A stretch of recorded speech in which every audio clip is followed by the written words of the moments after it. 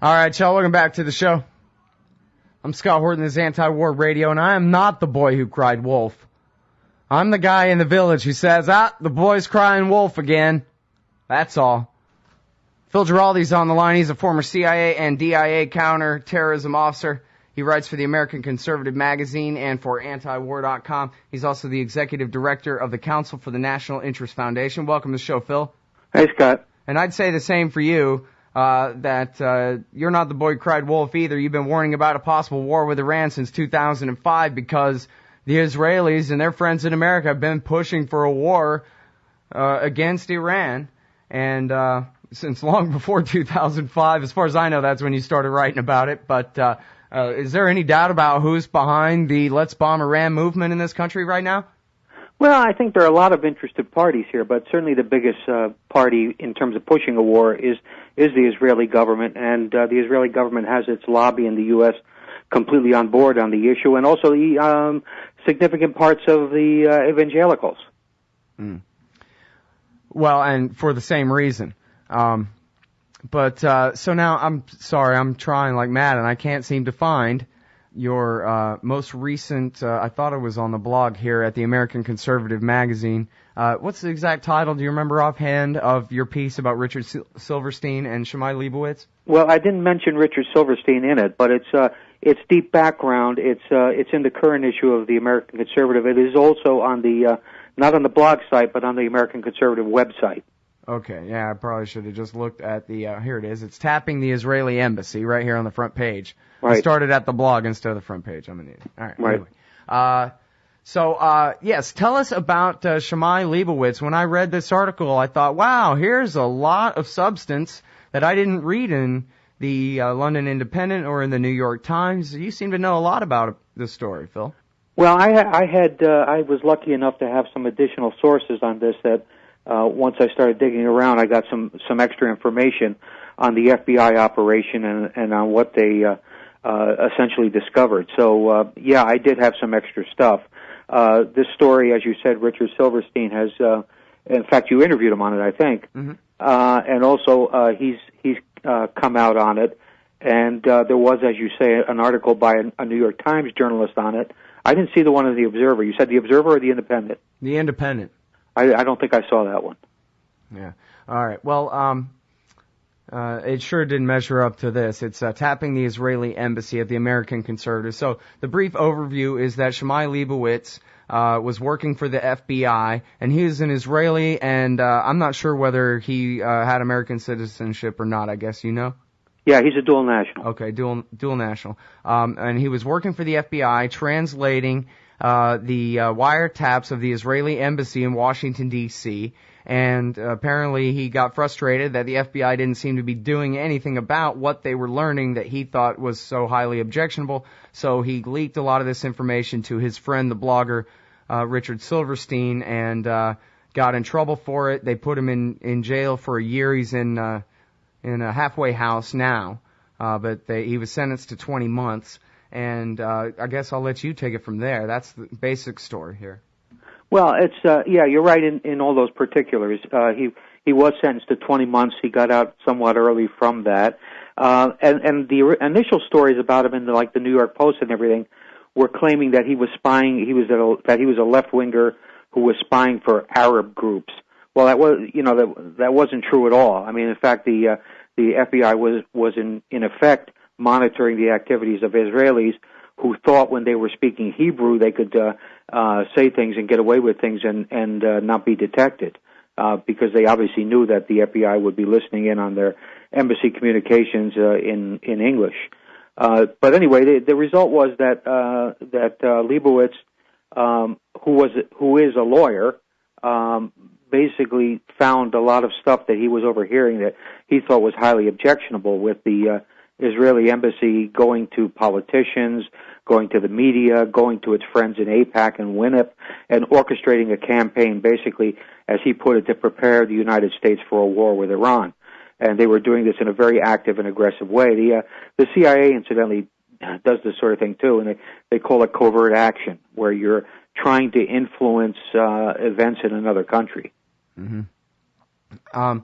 And now it's kind of ironic that they go after this guy for the leak, but they don't go after the people that they're tapping in the leak who seem like they're the ones doing the real damage here. Yeah, it's my suspicion, as I state near the end of the piece, that Jane Harman was probably, when she was picked up as speaking to an Israeli intelligence officer, this might have been part of that very operation. This was incidentally a secret operation run in Maryland out of a secret center they set up. They couldn't even run it out at FBI headquarters because the subject was considered so sensitive to be listening to what the Israelis were doing and running an operation against them. Mm-hmm. And then now Leibovitz was saying he wasn't sure whether this was actually criminal activity or not, but he thought it was important enough that we know it anyway. Is this criminal activity, or is it? I mean, I guess if they have, if they're foreigners, they have diplomatic immunity. But what about the people they're working with at, say, for example, some of the Israeli lobby foundations like AIPAC? Well, it depends to what extent maybe they were, funding some people. That would be illegal activity, clearly illegal activity. But in a diplomatic world, this kind of stuff is referred to, even if it's not involving paying people, as incompatible activity, meaning that it's not compatible with one's status as a diplomat in a foreign country to be doing this kind of thing. And if you're caught doing it, the normal punishment, certainly when I was overseas, was what they called a PNG, a persona non grata, where you would be kicked out of the country. So this is kind of serious stuff. It's more serious than it may seem on the surface, because in this case specifically, where they were in contact with U.S. politicians. Now, if Jane Harman was one of the ones indeed in this case, she was promised a quid pro quo for cooperating with the Rosen and Weissman case. So this clearly would be illegal activity, and rather than Jane Harman being in jail right now, she's the head of the Wilson Foundation, isn't she? Yeah.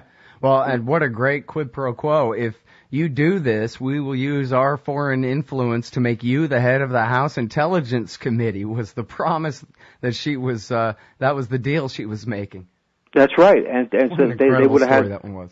Sure, they would have had a highly placed mole in right at the top of the House Intelligence Committee. Sure. Yeah. And by the way, for people who aren't familiar with that, just search for my name, Phil Giraldi's name, and Jane Harman, and you can listen to an interview, and you can probably read Phil Giraldi articles about that. I don't remember exactly, but there's a lot of good stuff from back then. We covered it in depth here on this show. And now you write, quote, in this article, which again is called Tapping the Israeli Embassy at amconmag.com, the American Conservative Magazine's website. You say at least one congressman from Indiana was approached directly by Israeli intelligence and agreed to host an anti-Iran conference, as well as to introduce legislation tightening Iran sanctions. Tell me more about that.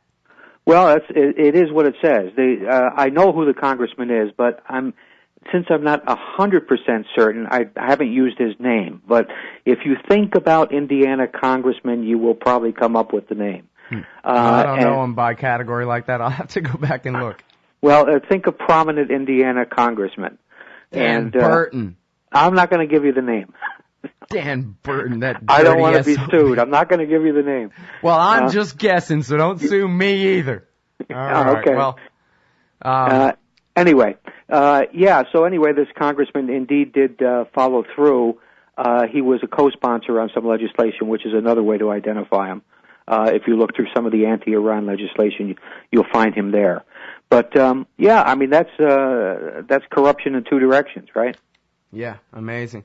And now, all of this is regarding Iran. I guess in the second part of this interview, after we get back from the break, I'd like to ask you, Phil, about what you actually know about Iran's nuclear program and how great a threat to Israel they might be, etc. Value neutral, never mind your position on what should be done, but the facts. I want the facts. It's Phil Giraldi from the American Conservative Magazine and antiwar.com. We'll be right back after this. All right, y'all, welcome back to the show. It's Anti-War Radio. I'm Scott Horton, and I'm talking with Philip Giraldi, former CIA and DIA officer, now executive director for the Council for the National Interest Foundation.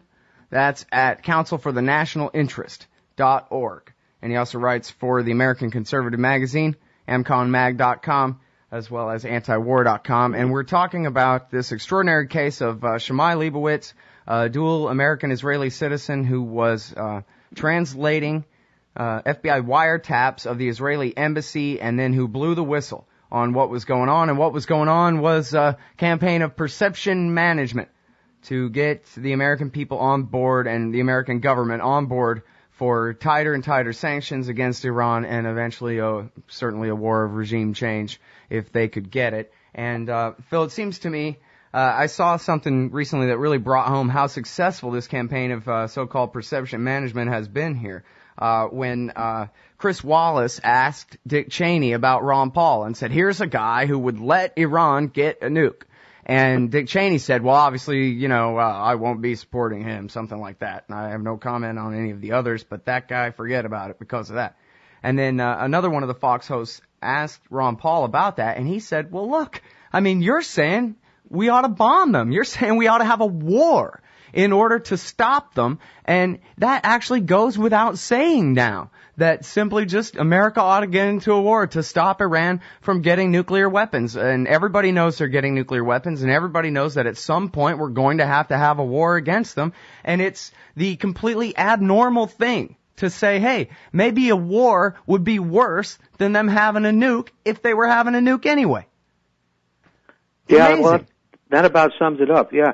The whole purpose of this perception management program, which admittedly is similar to some programs that Cheney himself and Donald Rumsfeld were dreaming up back in 2002, 2003, is to shift the way people view these situations in such a way as to make only one answer the possible answer. In this case, the possible answer is, we have to go to war because they're creating a nuclear weapon. You can see that everywhere in the media, wherever you go. If Iran is the subject, the assumption is, yes, Iran is pursuing a nuclear weapon.